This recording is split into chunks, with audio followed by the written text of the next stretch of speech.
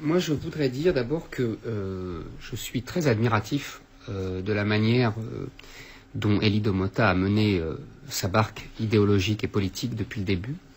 C'est-à-dire qu'il a très intelligemment utilisé des revendications économiques légitimes, sociales et économiques légitimes. Il y a évidemment une structure trop inégalitaire en Guadeloupe et en Martinique. Il y a évidemment des monopoles insupportables, aggravés d'ailleurs par l'insularité. Ça, on connaît ça par cœur. Il y a évidemment une structure très comme ça difficile à supporter. Et il a donc les prix, etc. Je redis pas tout ce qu'on a dit depuis des semaines. On a dit depuis 3 semaines. Mais ce qui est intéressant, c'est comment il a utilisé ça pour faire, dans la grande tradition des mouvements marxistes et indépendantistes depuis les années 50, une espèce d'éducation de ce qu'il appelle le peuple guadeloupéen pour l'arracher à l'assimilation républicaine et française. Et depuis le début d'ailleurs, quand il dit nous rétablir l'esclavage, oui, mais déjà depuis le début, il disait la Guadeloupe aux Guadeloupéens. Ça voulait bien dire qu'il y en avait qui devaient être virés de cette Guadeloupe.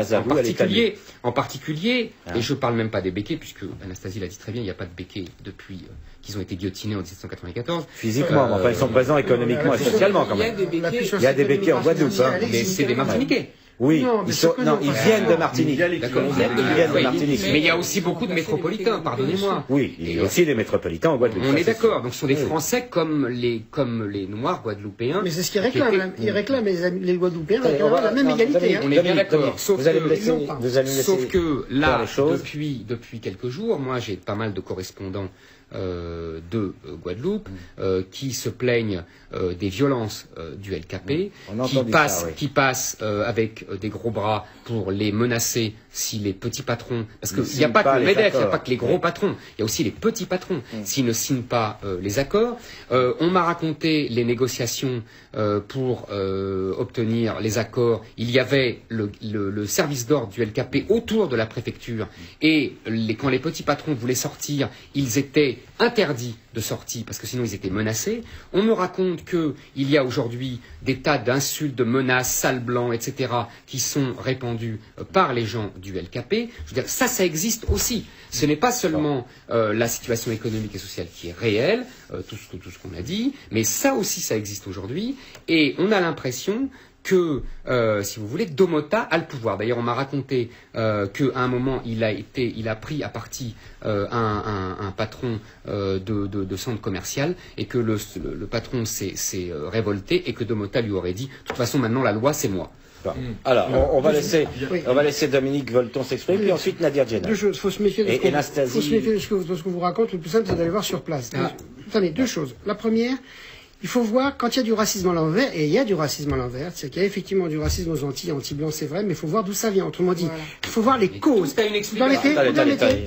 Quand on dit de manière... Pour l'instant, vous êtes d'accord sur le constat. Essayons de se mettre d'accord sur les causes. Quand on dit ce qui est invraisemblable comme rupture, oui, bien sûr, il y a d'immenses inégalités, il va falloir y revenir. Ça fait 150 ans que des politiques, des poètes, des écrivains, des économistes disent que les inégalités économiques et sociales sont injustes. Enfin, après une crise sociale, tout le monde le reconnaît, mais ça veut dire que pendant 150 ans, vous avez de l'humiliation, et que ces Noirs, parce qu'il y a du racisme des Blancs à l'égard des Noirs, ou des Métis dans l'ensemble des Antilles, et pas seulement là, on suscite en réaction un racisme anti-blanc qui est parfaitement désagréable, mais il n'est pas plus désagréable le racisme anti-blanc que le racisme anti-noir ne le fut. Donc, il y a 3 siècles de racisme anti-noir, il y a effectivement... Donc, vous êtes d'accord sur le contenu, mais c'est les questions de cause. Non, les causes sont fondamentales toujours dans l'histoire. Quand une certaine presse en France, dont le journal auquel vous appartenez, hélas, n'arrête pas de faire une stratégie de soupçon sur M. Domota en disant il apparaît, et que vous avez repris à votre compte, il apparaît comme un négociateur économique, mais c'est en fait un indépendantiste marxiste qui se cache. Écoutez, ça c'est le genre de procès, d'interprétation qu'on fait depuis toujours vis-à-vis d'un leader. On l'a fait pendant 150 000 ans en Europe sur des leaders syndicalistes et politiques. C'est autrement dit un homme ou une femme qui incarne à un moment donné un mouvement social.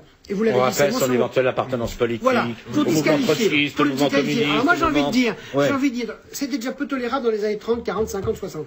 Aujourd'hui, avec la mondialisation de l'information et de la communication, On ne gagne rien à vouloir disqualifier un adversaire. Donc, par conséquent, M. de Motter présente quelque chose. Il y a par ailleurs éventuellement ses opinions politiques, on verra bien. Non, mais ça ne l'a pas nié qu'il était indépendant. Mais le peuple, vous permettez, il n'a jamais nié. Je voudrais juste finir. On va laisser finir. C'est qu'il faut quand même faire confiance aux militants qui sont derrière lui. Ce ne sont pas des abrutis, les hommes et les femmes qui le suivent. Et comme vous avez dit, il a réussi à fédérer. Donc moi, je pense qu'au lieu de vouloir essayer de disqualifier ce fédérateur, on fait mieux d'entendre ce que lui et le peuple guadeloupéen et les Martiniquais, etc. disent. Ce ne sont pas des anges, les Antillais. Ils n'ont pas raison sur tout. Et je suis d'accord que l'identité pose problème, mais dans les deux sens. Mais nous avons tellement nié leurs identités que ce n'est pas extraordinaire qu'en retour, on nous la renvoie. Moi, j'habite le quartier latin pour mes raisons professionnelles. Je vous garantis que le nombre de déploiements de CRS qu'il y a à longueur de semaine sur le quartier latin, autour de la Sorbonne et des centres universitaires, il faut le calme du mouvement étudiant pour que ça ne dégénère pas. Parce que quand vous avez 20 ans et que vous avez l'impression que le pays est occupé par des forces de l'ordre parce qu'il y a un risque de guerre civile, ben, au bout d'un moment, ça ne donne qu'une envie, c'est de taper sur les flics.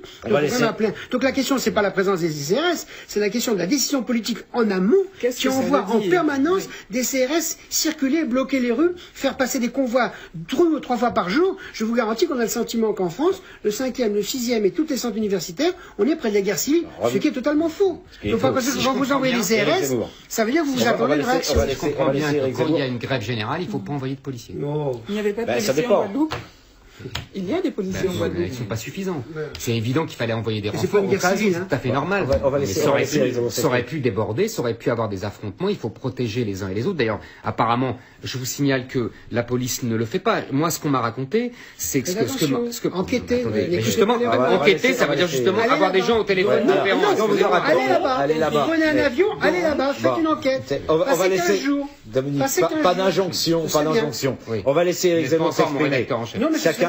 Éric Zemmour, allez, s'il vous plaît. Ce qui est intéressant, c'est qu'aujourd'hui, les policiers répondent aux gens qui se plaignent.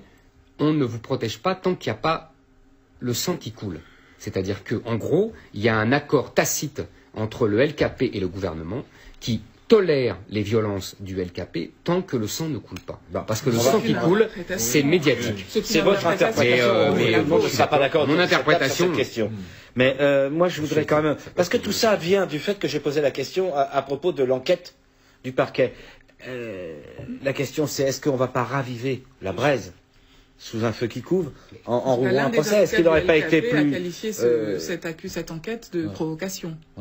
Enfin, c'est incroyable. Alors quand, écoutez... Et c'est un partenaire politique. La halle des SOS Racisme réagissent à n'importe quoi. Et accuse n'importe qui la phrase précise, c'est nous ne laisserons pas une bande de béquets rétablir l'esclavage. Vous trouvez que ça mérite... Attendez, excusez-moi. Moi, ce que je veux savoir, c'est ce que vous pensez sur la phrase. Nous ne laisserons pas une bande de béquets rétablir l'esclavage. Est-ce que ça mérite une incitation à la haine raciale de la part de la justice? Voilà, c'est toute la question. Je ne dis pas que cette phrase n'est pas pénible à entendre et qu'elle ne peut pas choquer les gens. Je dis simplement, est-ce, et c'est la question que je pose, est-ce que c'est une provocation à la haine raciale? Mais moi, la question que je pose est la suivante, c'est pas en généralisant le problème. Quand on est dans une bataille politique, c'est une bataille politique. On ne gagne rien quand on a le pouvoir politique dominant, à l'occurrence Paris, la République, etc. Parce que les républiques, on est aussi en République en Guadeloupe. On ne gagne rien à vouloir disqualifier un adversaire en le taxant de raciste ou n'importe. On n'y gagne jamais. Et je ne comprends pas cette erreur de communication politique. Pour vous, il y a une erreur de communication. Tragique. Oui, c'est pas très sympa ce qu'il a dit, mais vous savez ce que les Guadeloupéens, les Antillais, et les Noirs, et les Africains ont entendu, et les Asiatiques, vous savez, vous faites il y a de quoi faire 650 000 procès. Pour bien comprendre votre opinion, parce que c'est ça qui nous intéresse ici. Vous dites en fait, il y a une erreur d'avoir fait cette chose-là, parce que c'est une erreur de communication politique. De la part quoi qu'on pense de la phrase, par ailleurs, de Motard. Quand vous êtes dans des conflits sociopolitiques, on s'en voit quelques noms d'oiseaux. Je pense que du côté du patronat, je pense que si on avait les phrases du MEDEF qui ont été dites un certain nombre de fois sur les négociations, je pense qu'on aurait dû entendre X fois. Donc j'ai envie de dire, pourquoi le parquet d'un seul coup se réveille sur une phrase? C'est bien ce que je dis, hélas. La tentation classique de déstabiliser un adversaire est toujours nulle et le boomerang sera terrible. Éric Zemmour, vous ne partagez pas ce point de vue? Moi, je vais vous dire. Une erreur d'analyse politique, parce que c'est ce que dit en gros Dominique Volton, il y a une erreur. Je ne pense pas. Je pense qu'il y a deux lignes au gouvernement. Je pense qu'il y a la ligne Gégo. Ça, c'est une autre. Je pense qu'il y a la ligne Gégo qui est l'alliance avec Domota, l'alliance tacite, et la ligne. Une négociation. Non, c'est au-delà de négociation. C'est au-delà d'une négociation. Vous savez des choses sans jamais. Alors, il y a des choses qu'il sait qu'on ne sait pas, mais bon, après tout, il est là pour ça. Non. Comme vous tous. Alors, Éric Zemmour, vous dites qu'il y a deux lignes au gouvernement. Dominique, ce que je veux dire, vous dites qu'il y a deux lignes au gouvernement. Bon, attendez. Moi, j'essaie de comprendre. Dominique Bolton dit il y a une erreur d'analyse politique. Vous dites qu'il y a deux lignes au gouvernement. Communication politique. Communication politique. C'est une première chose. Deuxièmement, je vais vous dire sur le fond. La phrase de Domota, je suis assez d'accord avec Dominique. Pas du tout. Je m'en moque complètement. Elle est vaguement raciste, mais peu importe. C'est pas grave. Raciste, Non, elle est violente et elle est politique. Elle est violente et politique. Mais attendez, s'il vous plaît. Mais vous avez entendu le MEDEF sur place. Justement, laissez-moi finir. Dominique, on laisse chacun finir ma s'exprimer. phrase. Je vous donne acte de ça. Moi, je suis d'accord avec vous. Pourquoi je réagis et pourquoi je dis ça et pourquoi j'approuve la décision du parquet? Parce que depuis des années, on a en face des gens de SOS Racisme, des gens comme Le Cran, de la HALD, etc., qui pour n'importe quelle phrase, oui Dominique, n'importe quelle phrase... Alors vous dites que ça doit être dans les deux sens. Il n'y a pas d'égalité dans les deux sens. Mais si, je suis désolé, non, vous avez raison, il n'y a pas d'égalité. Dominique, est-ce que vous voulez bien laisser finir les gens? C'est ça. On vous a laissé finir. Donc c'est depuis 20 ans une offensive contre la liberté